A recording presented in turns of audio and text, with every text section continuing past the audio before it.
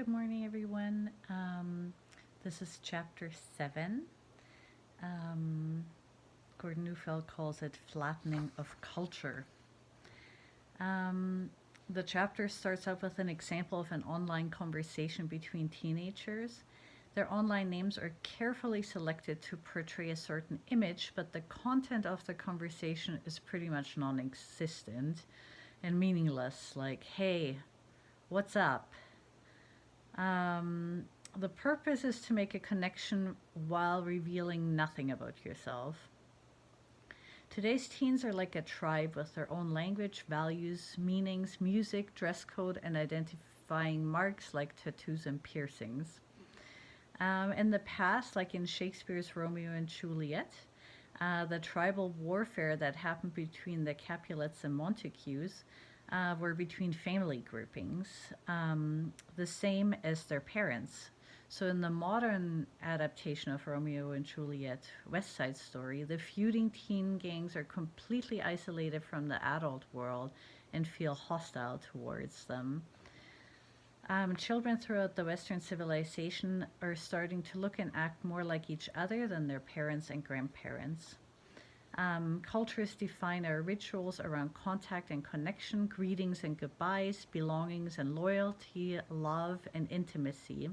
Central to any culture is food and music.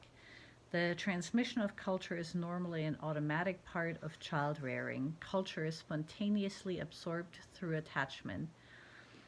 Um, uh, More about culture is spontaneously absorbed through the parents in the first 4 years than during all the rest of a person's formal education altogether, which just shows the importance of the early years again. So when everything works well, then that's how it should work, that you transmit culture automatically to your kids. So when attachment is working, the transmission of culture does not require deliberate instruction on the part of the adult or conscious learning on the part of the child. It just happens, it's just part of everyday life. But peer oriented children, they're not devoid of culture, but they're part of a culture of their peers. So their appearance, attitudes, dress, and language, they get all of that from their friends rather than from the adults in their lives. And evolved culture needs to have some art and music that one can grow into, symbols that convey deeper meanings to existence, and models that inspire greatness. Compared to culture that's just being about style, ego, and dollars, which of course we see a lot of these days, peer culture is only concerned with what is fashionable at the moment, lacking any sense of tradition or history.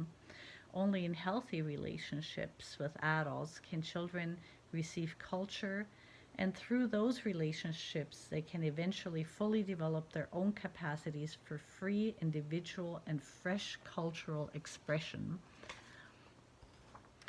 So, when your children are little, it's a good time to think about what parts of your culture are important to you and what you'd like to pass on to your children through the example that you're setting.